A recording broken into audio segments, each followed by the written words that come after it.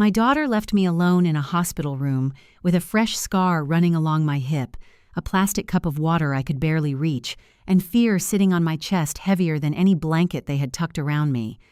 I remember that room more clearly than I wish I did. The pale light above the bed, the soft beeping of the monitor, the smell of antiseptic and warmed sheets. My right leg felt like it belonged to someone else, stiff and swollen beneath the covers. Every small movement sent a sharp pain through my side, and every sound in the hallway made me turn my head, hoping it was Denise coming back to sit beside me. She had arrived after the surgery with her coat still on and her purse hooked tight over her shoulder, as if she had only stepped into the room between errands. The first thing she said was not, "Mom, are you all right?" It was, "The parking here is impossible." I tried to smile. Mothers do that. Even when we are hurting, we make room for our children's complaints. She stood near the foot of the bed, answering messages on her phone, while the doctor explained what the next few weeks would look like. I watched her thumb move across the screen faster than her eyes ever moved toward my face. "How long before she can manage on her own?" Denise asked. The doctor gave a careful answer about recovery, physical therapy, fall risk, and needing reliable help at home. Denise sighed softly, not loud enough to be rude, but loud enough for me to hear. I turned my face toward the window, though there was nothing outside but darkness and the reflection of an old woman lying small in a hospital bed. When the doctor left, I thought Denise might finally come closer. I thought she might pull the chair beside me, take my hand, maybe tell me she was scared too. Instead, she checked the time. "Mom, Mark has an early meeting," she said. "I really need to go." I looked at her, not understanding at first. "Tonight?" "You're safe here," she said, already gathering her coat. "There's nothing more I can do here." There it was. Not cruelty shouted across a room, not hatred, just a sentence clean and practical enough to hide inside. There's nothing more I can do here. But I was there. Her mother was there. I was frightened, drugged, stitched together, and trying not to tremble in front of the nurse who had just come in to adjust my IV. Denise leaned down and kissed the air near my cheek. Her perfume brushed past me, familiar and distant at the same time. "I'll call tomorrow," she said. Then she walked out. I remember the sound of her shoes fading down the hallway. Click, click, click, softer and softer, until even that was gone. I kept my eyes open because I was afraid if I closed them, the tears would slide out, and I did not want the nurse to see what my own daughter had just done to me. I told myself Denise was tired. I told myself she had responsibilities. I told myself the things mothers tell themselves when the truth is too painful to hold. But deep down, I knew she was not leaving because everything was fine. She was leaving because my fear had become inconvenient. I did not know it then, but the woman who stayed with me that night would receive the share my daughter had counted on for years. Denise thought she was only walking out of a hospital room. She did not know she was walking out of my will. And as I lay there listening to the quiet machines breathe beside me, I thought of Denise as a little girl, standing in our old kitchen with scraped knees and tearful eyes, reaching for me because she believed I would never leave her alone. Back then, I believed that was what love meant. Never leaving. That was what I had built my life around, long before I had words for it. When Denise was small, I was the one who sat beside her bed when fever made her cheeks shine. I was the one who cut the crusts off her sandwiches because she said they scratched her throat. I was the one who waited in the car outside school when rain came down hard, so she would not have to stand under the awning with wet shoes. Harold used to tease me gently about it. "Maggie," he would say, looking over his newspaper, "that girl knows you'll come running before she even calls." And he was right. For 48 years, Harold and I lived in the same modest brick house on Maple Glen Road. It was not grand, but it was ours. We bought it when the paint was peeling and the backyard was mostly dirt.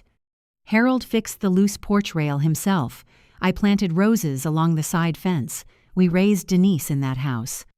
We paid every mortgage payment, one careful check at a time, until the day Harold came home from the bank with a small smile and said, "It's ours now." I remember crying in the kitchen that afternoon, not because the house was worth a fortune, but because it meant safety. It meant no one could tell us to leave.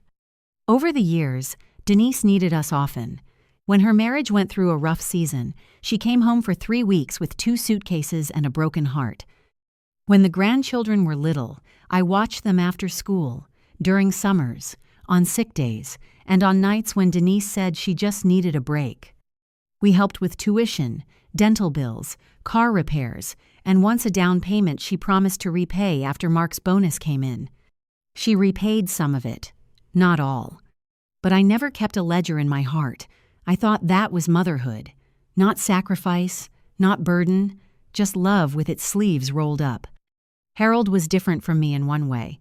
He loved Denise, but he also believed love needed clear edges. He kept everything organized in labeled folders: deed, insurance, will, bank statements, medical directive. I used to smile at those folders, all neat in the bottom drawer of his desk, as if paper could protect a person from pain.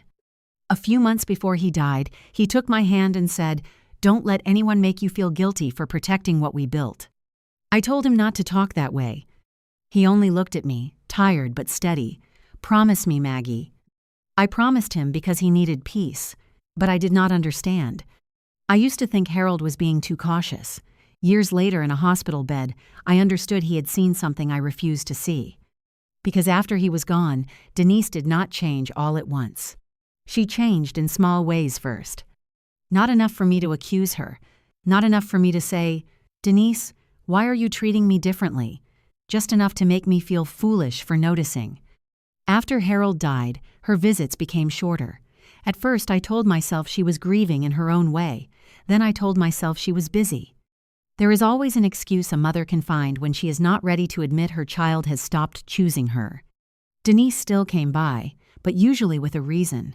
She needed me to watch the grandchildren for a Saturday. She needed to store patio furniture in my garage. She needed me to sign a school form because I was picking the children up that week.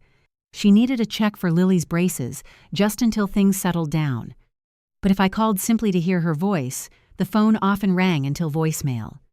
If I left a message saying, "Sweetheart, call me when you can," sometimes 2 days passed. If I mentioned a bill, a document, or a check, she called back before supper. I noticed that. I wish I had not, but I did. Mark began asking questions too, always with a friendly tone that made the words seem harmless. "Margaret, are the property taxes still high over here? Do you have the house insurance bundled with your car? Did you and Harold ever update the beneficiaries after he got sick?" He would smile while asking, as if he were only being practical, but his eyes moved around my kitchen like he was measuring something. The cabinets Harold had refinished, the old clock above the pantry, the back door that still stuck in damp weather. Not family help, quiet inventory. Denise started saying, "Mom, this house is too much for you now," whenever she saw a leaf on the porch or a dish in the sink. At family dinners, she spoke over me in that careful voice people use with children. "Grandma gets mixed up sometimes," she told the grandchildren once, laughing softly. I had not been mixed up. I had remembered the story correctly. Denise had not. But I smiled because the children were watching, and I had spent my whole life keeping peace at tables where I should have spoken truth. Then came the assisted living brochures. She left them beside my coffee pot one Sunday afternoon. "Just look," she said. "Don't be dramatic. We're only thinking ahead." Thinking ahead. That was what she called it. But looking back, I can see it was not concern. It was control, dressed up in soft language. They thought I was too old to notice the questions were always about my house and never about my heart. Still, I explained it away. I folded the brochures, placed them in a drawer, and made myself tea. 2 weeks later, I was alone in that same kitchen, reaching for a mug on the second shelf, when my foot slipped on the small rug Harold always hated. My first thought when I hit the kitchen floor was not about pain. It was about the mug. It had been Harold's favorite blue mug, the one with the tiny chip near the handle.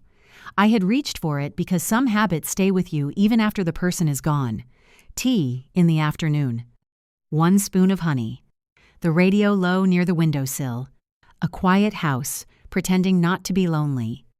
Then my foot slipped. There was no dramatic scream, no crash like in the movies, just my hand grasping at empty air, the sharp edge of the counter against my arm, and then the hard floor beneath me. The pain came a second later, hot and deep, running from my hip down my leg until I could not breathe properly. I lay there looking at the ceiling light, thinking how strange it was that a house could be so full of memories and still feel completely empty when you needed help. My phone was on the small table near the back door. It might as well have been across town. I do not know how long it took me to drag myself close enough to reach it. Long enough for my blouse to stick to my back with sweat. Long enough for me to whisper Harold's name twice, not because he could answer, but because pain has a way of making widows forget. When I finally got the phone in my hand, I called Denise. She answered on the fourth ring. "Mom?" Her voice was sharp, distracted. "I'm walking into a meeting." "I fell," I said. "I can't get up." There was a pause, not the kind that comes from fear, the kind that comes from inconvenience.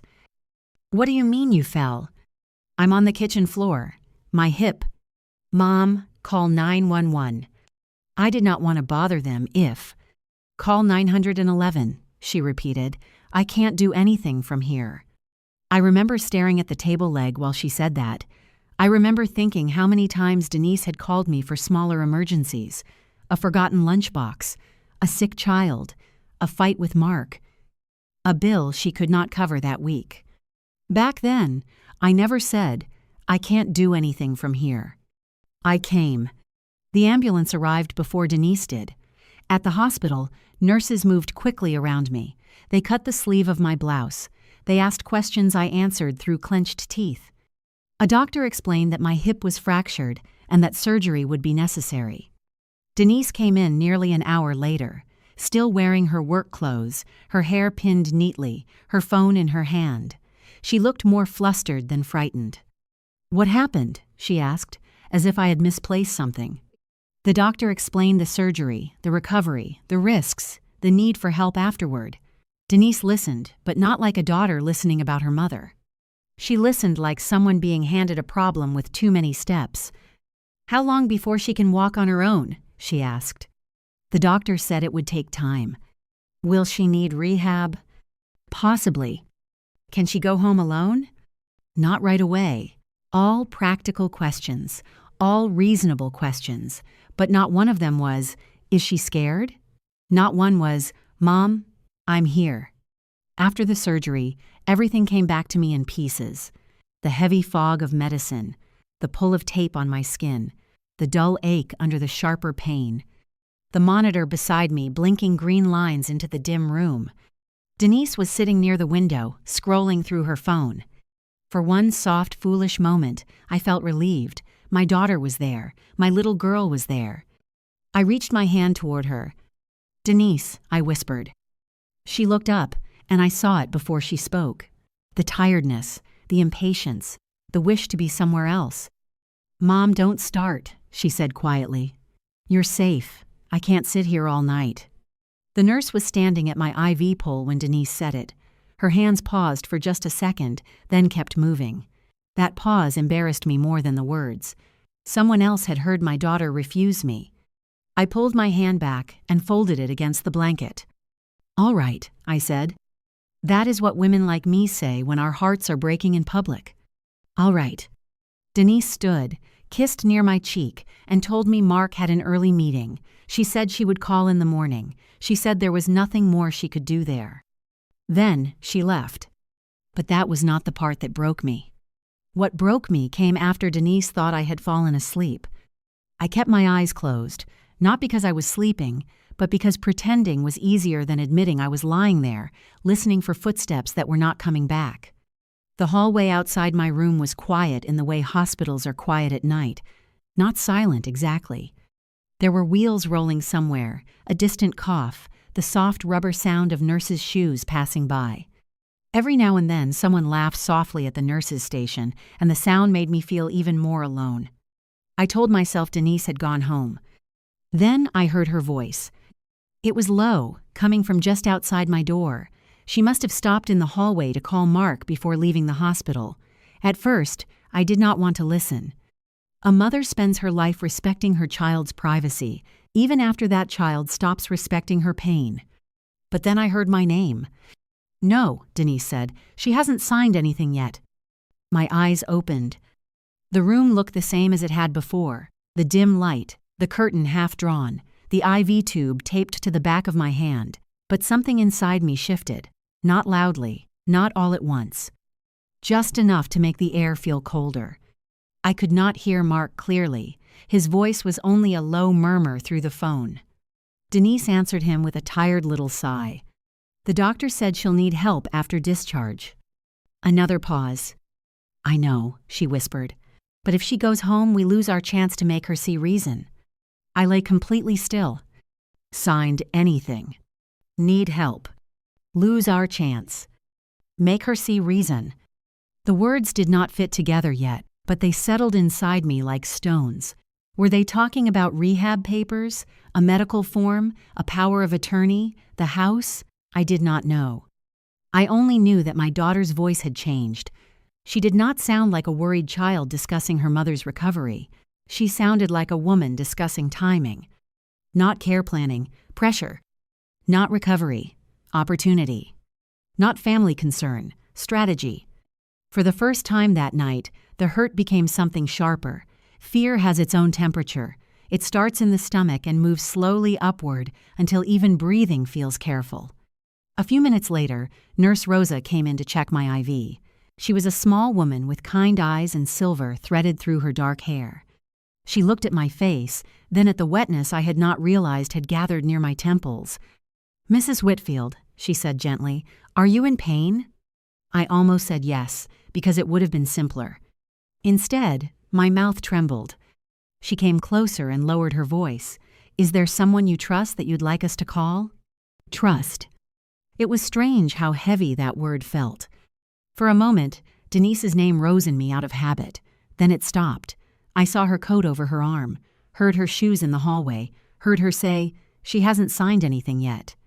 I swallowed hard. "My neighbor," I whispered, "Elaine Porter." Nurse Rosa nodded as if that answer told her more than I had said. I would only understand the meaning of "we lose our chance" when I saw the folder Denise brought the next morning. Denise came back with Mark. That alone should have told me something. The night before, she could not sit beside me for 1 hour. But by 9:30 the next morning, she and her husband were both standing at the foot of my hospital bed, dressed neatly, speaking softly, looking concerned in a way that felt almost rehearsed. Denise had brought coffee for herself. Mark carried a dark blue folder under his arm. "How are you feeling, Margaret?" he asked. Mark had never called me Mom, not once in 26 years.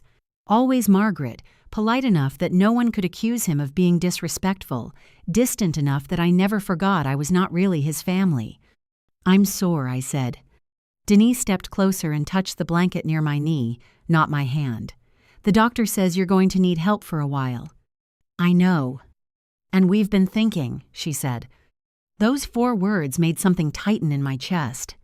Mark pulled the chair closer and sat down as if we were in a business meeting instead of a hospital room.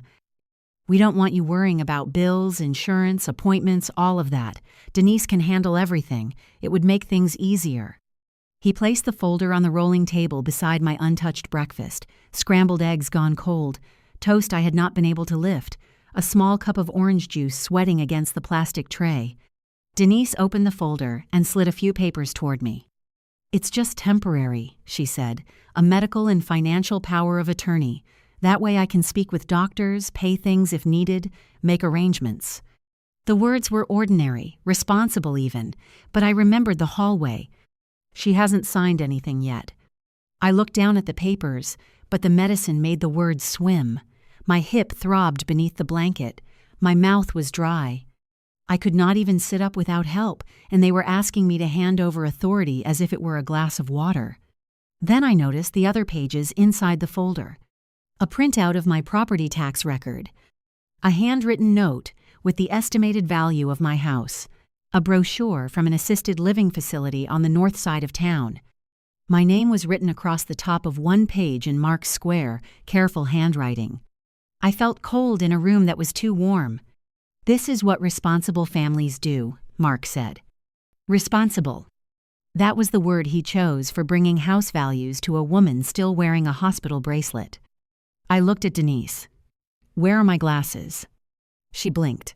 "Mom, you don't need to read every line right now. There are moments when the heart breaks loudly, and there are moments when it simply becomes still." Mine became still. Not help, control. Not protection, possession. Not responsibility, opportunity. I thought of Harold then. I saw him at his desk, sorting papers into labeled folders, tapping one finger on the edge of a document as he told me, "Never sign anything when someone is rushing you." At the time, I had laughed and told him I was not a businesswoman. But Harold had not been teaching me business. He had been teaching me survival. I pushed the papers back with 2 fingers. "I'm not signing anything until I have my glasses," I said, "and until I speak with Mr. Reed." Denise's face changed. Just a little. Enough. "Your attorney?" she asked, her voice tight. "My attorney," I said. Mark leaned back, and for the first time since he entered the room, he stopped smiling. A few minutes later, there was a soft knock at the door. Elaine Porter stepped inside carrying my glasses, my blue robe, and Harold's old document folder pressed carefully against her chest. I had never been so relieved to see someone who wanted nothing from me. Elaine did not enter that hospital room like someone arriving to take over. She came in quietly, almost carefully, as if she understood that the air in the room had already been bruised. She wore her old beige cardigan, the one with the loose button near the collar, and her silver hair was pinned back in the simple way she always wore it when she had been baking or cleaning. In one hand, she carried a cloth tote bag. In the other, she held Harold's old folder against her chest as if it were something precious. Denise looked at her first, then at the folder. "Elaine," she said, surprised but not pleased. "What are you doing here?" Elaine did not flinch. "Margaret asked for me." Those 3 words filled the room more than any argument could have. Denise glanced at me, offended in a way I had seen before, as if my needing someone else was a personal insult to her. Mark stood near the window, suddenly very interested in the blinds. Elaine came to my bedside and set the tote bag down. She took out my glasses, my phone charger, a clean robe, a small container of hand cream, and a thermos wrapped in a dish towel. "I brought soup," she said softly. "You probably won't want much, but it's here." I could not answer right away. It was not the soup that undid me. It was the thought behind it. Someone had pictured me cold. Someone had pictured me without my glasses. Someone had pictured my phone dying beside me while I lay there unable to reach anything. Denise had brought papers. Elaine had brought me back to myself. She touched my arm gently, careful of the IV tape. "Are you scared?" No one had asked me that. Not the doctor, because doctors have too much to explain. Not Denise, because my fear had become inconvenient. Not Mark, because fear was not useful to him. That one question broke something open in me. I turned my face toward the pillow, but the tears came anyway. "Yes," I whispered. Elaine squeezed my arm. "Then I'll stay." Not blood, loyalty. Not obligation, tenderness. Not inheritance, presence. Denise gave a small sigh. "Mom, this is getting dramatic." Elaine looked at her then, not harshly, just steadily. "A woman can be afraid after surgery," she said. "That isn't drama." Nurse Rosa came in a few minutes later with discharge planning papers and medication instructions. Elaine took out a small notebook from her purse and wrote everything down. Dosages, times, physical therapy dates, warning signs, the name of the social worker. She asked simple questions, not to control me, but to understand how to help me. Denise stood back with her arms folded. Mark checked his phone. Rosa noticed. Nurses notice more than people think. When the room finally quieted, Elaine helped me put on my glasses. My hands were shaking too badly to hold them steady.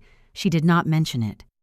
She simply guided them into place and smoothed my hair once, the way a sister might. "Do you want to call Mr. Reed now?" she asked.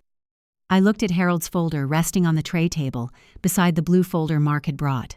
2 folders, 2 kinds of intention. One had been carried in to get access.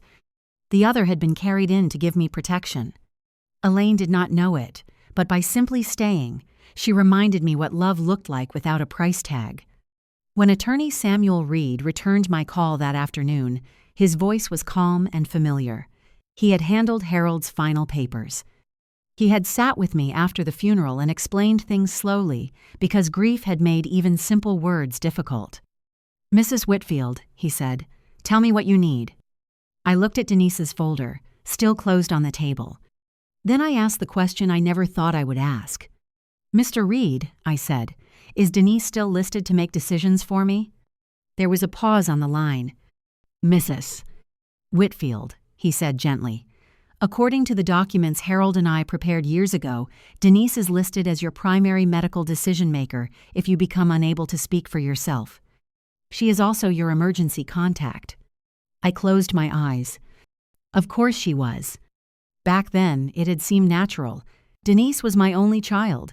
Who else would I have chosen?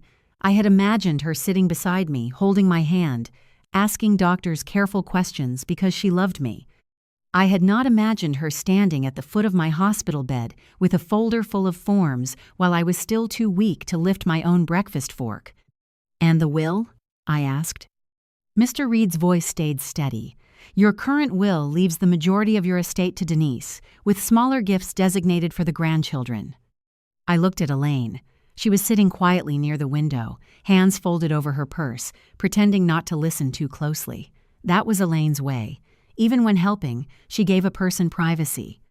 Mr. Reed continued, "You are free to change those documents if you are mentally competent and acting without pressure. But I would advise waiting until the medication is out of your system and we can meet properly. I want everything done carefully." Carefully. That word felt like Harold's hand on my shoulder. I asked Mr. Reed whether Mark or Denise had ever called his office. I do not know why I asked. Maybe because the question had been waiting inside me since the hallway. Another pause. "Mark called several months ago," Mr. Reed said slowly.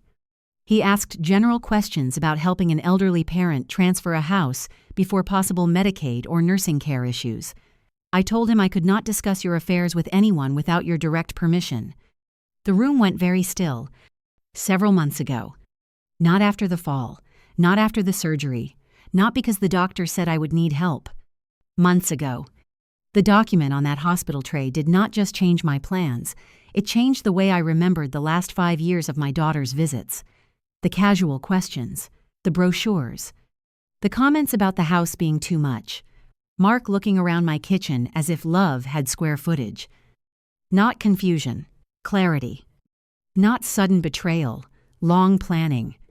Not old age, legal vulnerability. I thanked Mr. Reed and told him I would call again when I was home and clear-headed. He told me not to sign anything in the hospital unless I fully understood it and wanted to. Then he said something Harold might have said. "You are allowed to protect yourself, Mrs. Whitfield." After the call ended, Elaine handed me Harold's folder. My fingers were stiff, but I opened it slowly. Inside were the papers he had labeled in his neat block letters: deed, insurance, will, medical directive, bank accounts. And tucked behind the will was a small yellow note, folded once. "Maggie, kindness is not the same as surrender." I stared at Harold's handwriting until the letters blurred. For years, I had thought protecting myself meant I had stopped loving my daughter. But lying in that hospital bed, with Elaine beside me and Denise's folder still on the tray, I began to understand. Protection was not the opposite of love. Sometimes, protection was what remained when love had been used against you. I did not accuse Denise that day. I did not call Mark a liar. I did not throw the folder across the room or raise my voice. I simply closed Harold's file, placed my hand over his note, and waited to go home. Because the next decisions I made would not be made from pain. They would be made from clarity. When I came home from the hospital, I did not call Denise to accuse her. I did not ask why Mark had brought those papers. I did not tell her I had heard her in the hallway. I did not remind her that I had once sat beside her bed, through ear infections, heartbreak, childbirth, and every little storm she thought she could not survive alone. There are seasons in a woman's life when talking is only another way to beg. I was done begging to be treated like a person. Elaine helped me into the house that afternoon. She moved slowly because of her own knees, but she never complained. She put my medication bottles in a straight line on the kitchen counter, taped the schedule to the cabinet, and made sure my walker could pass between the table and the stove. The house felt different when I returned. Smaller somehow. Quieter, as if it too had heard what happened. Denise called twice that evening. I let both calls go to voicemail. Her first message was short. "Mom, call me. We need to discuss your discharge plan." Her second was sharper. "You can't just shut me out because you're upset." Upset. That was the word people use when they want to make your pain sound childish. The call I made that week was not angry. It was necessary. 2 days later, Elaine drove me to Mr. Reed's office. I wore my blue coat and used my walker, and every step hurt, but my mind was clear. Mr. Reed did not rush me. He asked whether anyone had pressured me. He asked whether I understood what I owned, who my family was, and what changes I wanted to make. He suggested a brief competency evaluation from my doctor because of the surgery and medication, not because he doubted me, but because careful paperwork leaves less room for greedy people to pretend confusion later. So we did everything carefully. Not revenge, protection. Not cruelty, clarity. Not punishment, boundaries. I removed Denise as my medical power of attorney. I named Elaine as my emergency contact, with her permission, only for medical updates and practical help. For financial matters, Mr. Reed helped me name a licensed professional fiduciary, someone neutral, someone with no interest in my kitchen, my walls, or Harold's roses. Then came the will. My hands trembled when Mr. Reed read the new language aloud. Denise would no longer receive the main share of my estate. The portion she had assumed was hers would go to Elaine, with clear wording that the decision was voluntary, made while I was competent, and based on years of friendship, recent care, and trusted companionship. Elaine cried when I told her later.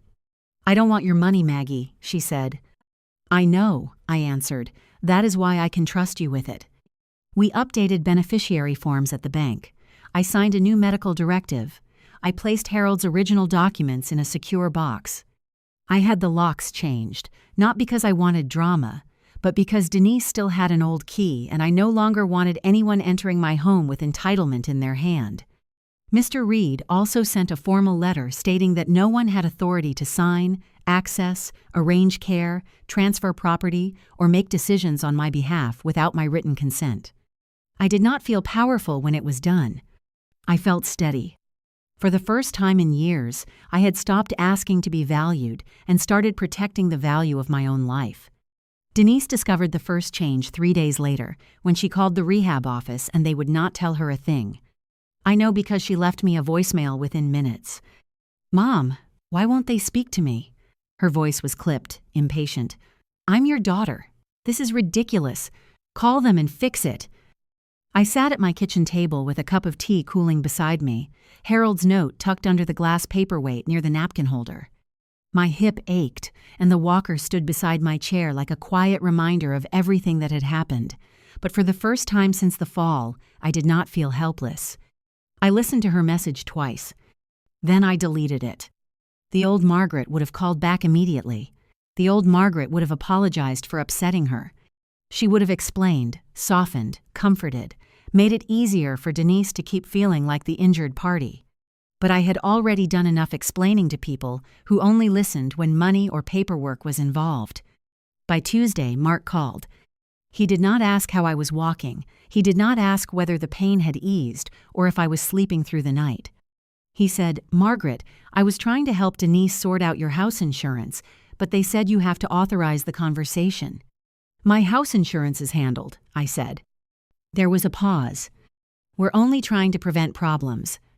"I understand," I said, "and I'm preventing them." He went quiet in that way controlling men do, when politeness stops working for them. On Wednesday, Denise called again.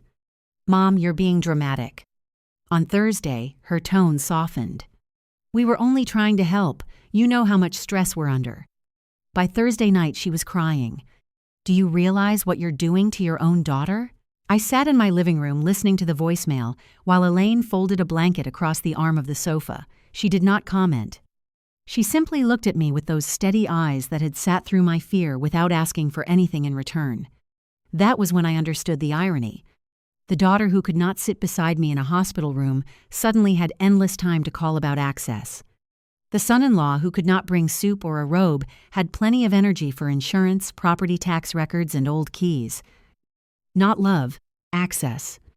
Not panic over my health, panic over lost control. Not concern, entitlement wearing a worried face. By Friday morning, Denise was standing on my porch with the same folder she had tried to put on my hospital tray. I watched her through the front window. She looked polished as always, camel coat buttoned, hair smooth, purse tucked under one arm. Mark stood behind her near the steps, his jaw tight. Denise took out her old key and pushed it into the lock. It did not turn. She tried again. Then harder. I did not move toward the door right away. I let that small sound fill the house, metal against metal, a key that used to work, a boundary she had not expected. Finally, she knocked. "Mom," she called through the door, her voice strained. "Open up, we need to talk." I stood carefully with my walker and made my way to the entry. My body was still weak, but my voice was not. "I will talk," I said through the door, "but not here, not alone, and not with that folder." "Are you serious?" "Yes." Mark stepped closer. "Margaret, this has gone far enough." "For once," I said, "we agree." That afternoon, I called Mr. Reed and asked him to arrange one meeting in his office. Not at my kitchen table, where they had learned to speak over me. Not in my hospital room, where they had tried to rush me. Not on my porch, where my daughter stood holding a folder instead of an apology. This time, there would be paperwork on the table. And this time, it would be mine. Mr. Reed's office smelled faintly of old paper, lemon polish, and coffee that had been sitting too long on a warmer. Harold and I had sat in that same room years before, signing documents we believed would protect our family. I never imagined I would return there with my daughter across the table from me, looking at me like I had betrayed her by protecting myself. Denise arrived first, her mouth tight, her purse held close in her lap. Mark came in behind her and did not sit until Mr. Reed invited him to. Elaine sat beside me, quiet as always, hands folded over the strap of her handbag. She had asked me twice on the way there if I was sure I wanted her present. "Yes," I had told her. "You stayed for the hard part. You can stay for the truth." Mark spoke before anyone else. "I think we need to address the obvious," he said. "Margaret has been under a lot of stress, and Elaine has clearly influenced decisions she doesn't fully understand." I looked down at my hands. They were older than I remembered, thin-skinned, blue-veined, resting on the edge of the table. But they were steady. Mr. Reed opened a folder. "Mrs. Whitfield has been evaluated by her physician and found competent to make her own legal and medical decisions," he said calmly. "She met with me privately. She was not pressured. The documents were prepared, reviewed, witnessed, and executed properly." Denise shifted in her chair. "Documents?" Mr. Reed did not raise his voice. He simply laid the truth out piece by piece. My medical power of attorney had been changed. Denise no longer had authority to speak for me without permission. A neutral professional fiduciary had been named for financial matters. Elaine was listed as my emergency contact. My bank beneficiaries had been updated. My will had been revised. Then Mr. Reed mentioned the hospital, the folder, the attempt to have me sign while I was medicated and recovering. Mark's earlier call asking about transferring an elderly parent's house before care became necessary. Mark's face hardened. That was taken out of context. "No," I said softly. Everyone looked at me. I had not planned a speech. At my age, you learn that the truest words are usually the plainest ones. "You left me alone when I was afraid," I said to Denise. "Elaine stayed when there was nothing to gain." Denise's eyes filled, but her voice came out sharp. "So you're giving my inheritance to a neighbor?" There it was. Not my recovery, not my fear, not my dignity. My inheritance. I felt something inside me settle into place. "It was never your inheritance," I said. "It was my life. It was your father's work. It was our home. You were not waiting for something that belonged to you. You were waiting for me to stop needing it." Her face changed then, just slightly. That was the moment Denise understood I had not lost my mind. I had found my voice. "I am still your mother," I said. "And I still love you. But love does not require me to hand you control. Love does not require me to sign papers I cannot read. Love does not require me to stay useful to people who disappear when I am afraid." Denise looked away. For the first time, Mark had nothing to say. I did not feel victorious. A mother does not win when she has to protect herself from her own child. But I felt clear. And clarity, I had learned, can be more powerful than rage. When the meeting ended, Elaine helped me stand. I took my walker, straightened my coat, and left that office without raising my voice once. Behind me, Denise stayed seated with the share she had thought was hers, lying on the table like a truth she could no longer fold back into a folder. Months passed before I could walk through my garden without holding the rail. Even then, I moved slowly. One careful step across the back path, one hand brushing the rosebush Harold had planted near the fence. The hip still ached when rain came, and some mornings I had to sit on the edge of the bed and remind my body how to begin. But the house no longer felt like a place where I was waiting to be claimed. It felt like mine again. Elaine still came by often. Sometimes she brought soup. Sometimes she brought nothing but herself. We sat at the kitchen table and talked about ordinary things, the neighbor's dog, the price of peaches, the way the afternoon light came through the curtains. She never mentioned the will unless I did. She never acted like I owed her gratitude for staying. That was how I knew I had chosen correctly. Denise and I did not become the kind of mother and daughter people imagine after a hard lesson. Life is not that simple. I still sent her birthday cards. I still prayed for her. But I stopped answering midnight calls filled with guilt. I stopped letting Mark explain my own decisions to me. I stopped making myself smaller so Denise would not feel ashamed of what she had done. In the end, I did not lose a daughter that day. I lost the illusion that being useful was the same as being loved. That loss hurt, but it also freed me. Family is not proven by who waits for your house, your savings, or your signature. Family is proven by who stays when you are frightened, weak, and have nothing left to offer. Because the people who deserve a place in your life are not always the ones waiting for what you own. Sometimes they are the ones who stay when you have nothing left to give.